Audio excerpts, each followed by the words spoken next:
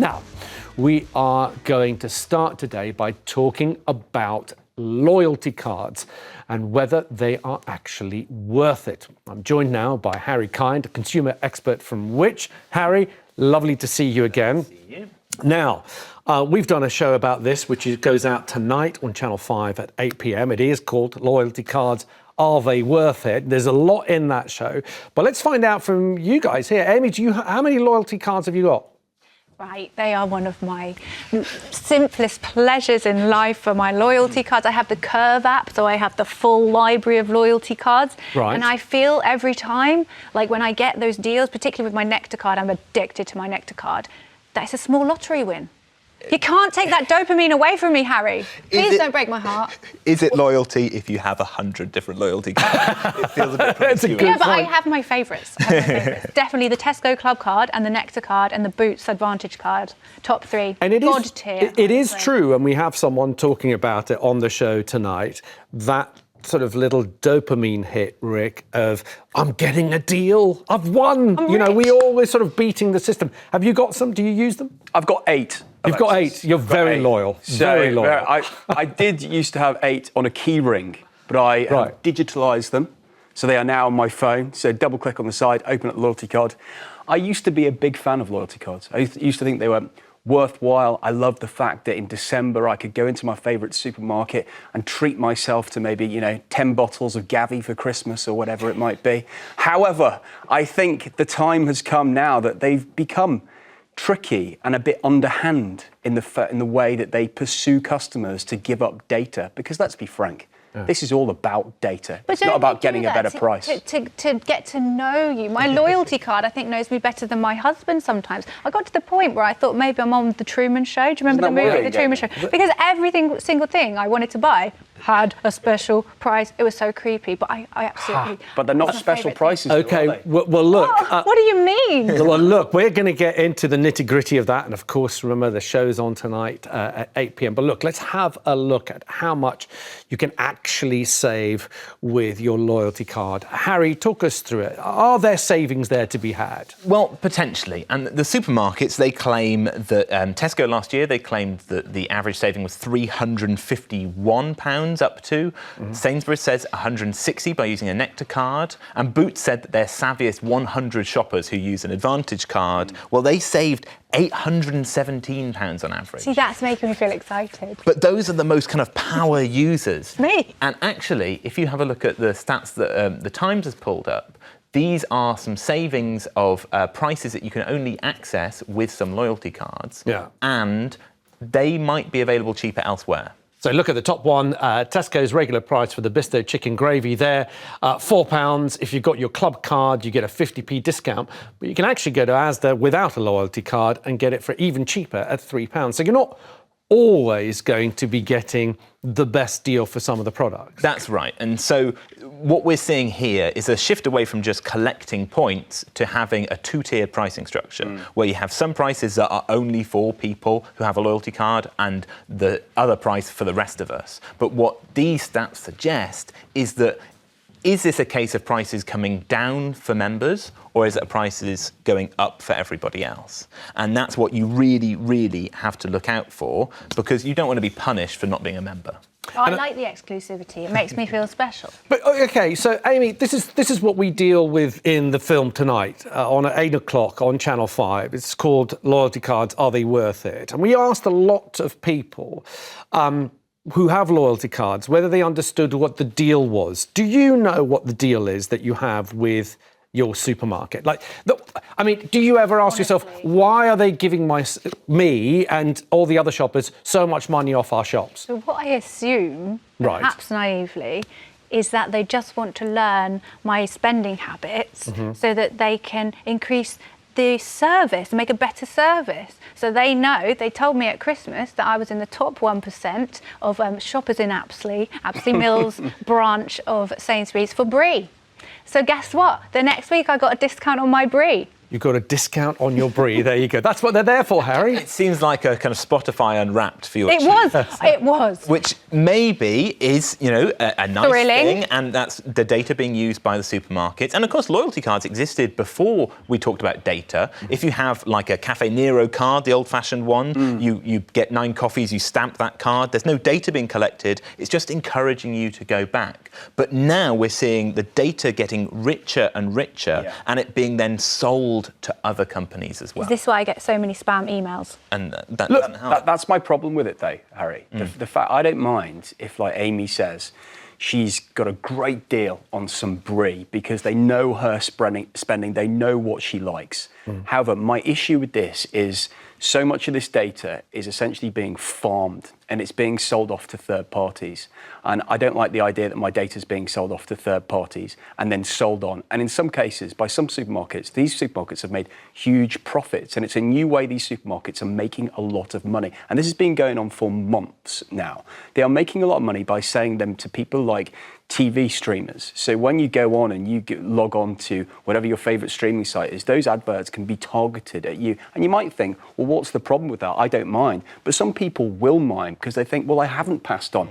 I haven't given my consent for that to be passed on to those people. And that does bother me because I might not have given it. OK, supermarkets will also tell you that information is very useful for them where they know the food trends to make sure that they're properly stocked, if they know that a particular area, for example, will be using particular products. Now, in the show that we both feature on today, Harry, is called Loyalty Cards, Are They Worth It? It's on at 8 p.m, I beg your pardon, tonight on Channel 5. Now, there are also some other positives when it comes to this harvesting of big data. Let's have a quick look. And what this graph here shows, so this goes from the diagnosis date back 24 months, and these are just average lines of purchases. And so what you can see here is around about 8 to 10 months before their diagnosis, there's a big jump in their purchases, the indigestion medication and more pain medication. That's fascinating. Had they walked into their GP At that time, would that cancer have been caught 8 months earlier? Possibly. This is amazing. All because of purchase history data, signs of ovarian cancer can be identified. I've always thought of our data as valuable, but this could have the greatest value of all, life. So this is interesting. And again, there's a massive caveat that we have to mention. This study was done with the permission of the people who gave the data. I don't want people to think, oh, I've got a loyalty card, therefore at some point doctors will be able to monitor what I'm buying and see if I'm suffering from any sort of disease. This was a study. People were approached and they said, can we have access to your shopping data? Because your data, when it's shared, is anonymized. This was de-anonymized, therefore your name went on it. But it's extraordinary, Harry.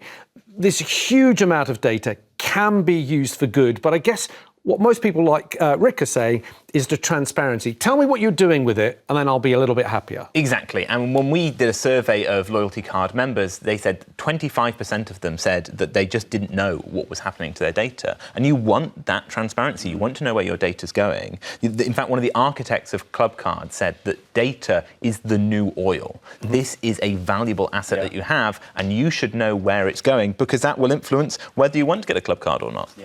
OK, we've got a few messages coming in for us. And do remember, if you've got any questions for Harry, how you can make the most of them. Also, I'm interested in finding out what's the biggest saving you've ever made on a single purchase with your loyalty cards.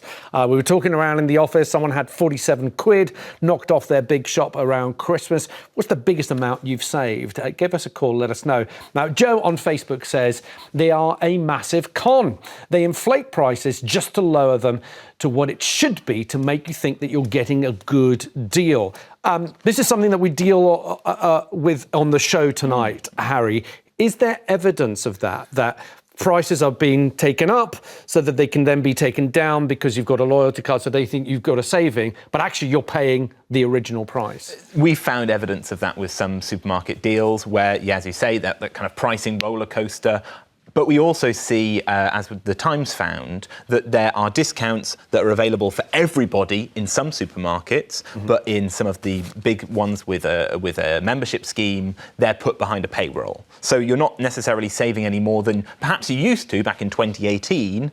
You are just having to give over your data. And the thing is, if you want to give over your data, you should be given something in return and not just get something that you were previously getting without paying. OK. Well, look, we're going to pause there. First up, let's continue our discussion into loyalty cards and whether or not they're worth it. Let's hear from Sarah, who's called from Aberdeen. Sarah, good afternoon. What would you like to say? I think loyalty cards are ace. They're brilliant. They're brilliant. I've been using them for years. What's the most you've saved on a shop, Sarah? It's not so much shopping. I save my points all year round, especially for Tesco. And I get free tickets for, sorry, I'm out of breath, Legoland, Blackpool Pleasure Beach, family days out, all that thing.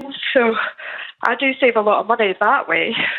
And Sarah, do you worry at all about what Rick was saying? So what happens with your information, your personal data? Because when you read through the terms and conditions, they do make it clear that they're going to use all your purchase history, what times you shop, when you buy, anything to do with your interactions with that shop gets collated and used. Are you worried at all about that?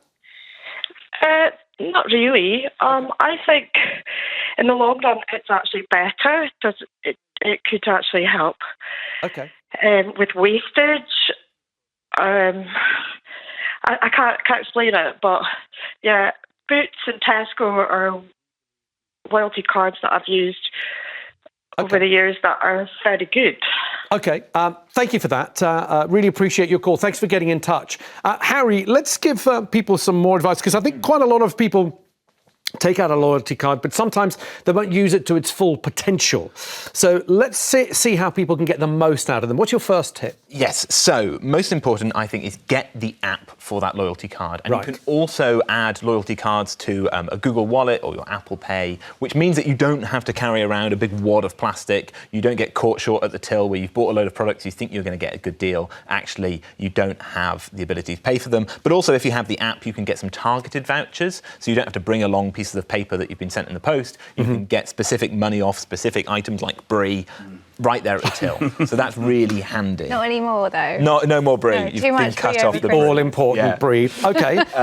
What's your other tip? Yes. So really crucial is don't buy things just because they've got that shiny sticker saying this is the Black Friday, Cyber Monday syndrome, isn't it? Where people are buying it because it's heavily discounted. Yeah, and you come out of the shop, you think, oh, I've got a great deal on all of these items, and then you think, well, I don't actually want to buy Gorgonzola. Yeah, I never wanted this when I walked in, and suddenly I think, oh, what have I wasted my time with? And I think that's really important when you're talking about points as well. Would you rather spend £1,000 and get £10 off Legoland, or have all of your prices 1% cheaper? But the thing is, feeling like you've got Legoland for free, you can't be beaten. It's a feeling. Whereas 1% off, you wouldn't even notice. And they're equal in value. So you've got to think in that mindset. Don't buy something you don't need. Very smartly worked up, these loyalty cards. Your final one. Yes, so it's not just in the supermarket that you can earn points. So, for example, Nectar cards can be earned in Argos, they can be earned on eBay a lot of the time, even British Airways. So make sure you are collecting points wherever you can, not just the supermarkets. OK. Amy and Rick, are you sort of going to be making more use of your cards? Or? I do worry with all those, and they're great tips from Harry. But I do worry about how active we now have to be with our loyalty cards. So it used to be a passive way of living, that we got discounts for passively engaging with supermarkets. Now we have to be active. We might have to go on the app. We might have to save the offers. We might have to then produce the app again at the end. It's all about getting more out of the customer. And I worry, well, can everybody do that if they haven't got the app, if they can't work the app? Maybe they're older. There's a lot going into this that I feel like some people are not able to use them fully. And certainly if you don't want to be part of any scheme, you are paying a premium for it, because the prices for you are going to be higher it's a premium for not signing up. Let's take another call. Susan in Lancashire. Susan, what would you like to say about loyalty cards? Well, I would prefer the prices to be lower for everybody. I have one loyalty card with Boots that I've had for years, but they couldn't pay me enough or give me enough to give all my data away. Every time I go into a shop, with these cards, they ask if I want one, and I say, no, you want too much information. But Susan, if you go into a supermarket and you want to get a bag of a very well-known brand of crisps to put some dips in, and it's going to charge you £2.50, but if you have the loyalty card, it's going to charge you £1.25, and you need 5 bags because you've got the whole family around, are you happy to pay an extra £5? No, I'd go somewhere else. Right. Yeah, or get the cheaper ones. So I remember yesterday I was buying some tomatoes. Club card price was like half the normal one. But then there's the own brand ones for a third of that. So I still ended up paying more just because it appeared cheaper. Well, and this is... Go on, Susan. Sorry, if I feel that I am being discriminated against because I don't have a loyalty card, then I will go somewhere else. That's the thing, isn't it, Harry? That a lot of people do feel pressured to get these cards in order to get the deals, and that's absolutely right. Because not only is there this pressure to get it, and you rightfully might feel that you don't want to give over your data, some people just can't get these, full stop. The terms and conditions often say that under the age of 18, you can't get one of these loyalty cards, and therefore you can't access cheaper prices. You have a load of teenagers having to pay over the odds for a meal deal because they can't use a club card, but also you'll have people who have residences abroad, they're not UK resident, and that means that they can't get the prices. That's ridiculous, though. That's the exact people who need to be spending less on a meal deal. Yes, incredibly, isn't it? Well, look, Harry, I'm sure we're going to be talking about it again. Thank you very much for joining us. Harry Kine from Which Magazine. And a reminder that you can watch Loyalty Cards, Are They Worth It? Tonight on Channel 5 at 8 p.m. We get all into what happens with your data and we really dig down on whether or not they are worth it. So it's well worth a watch.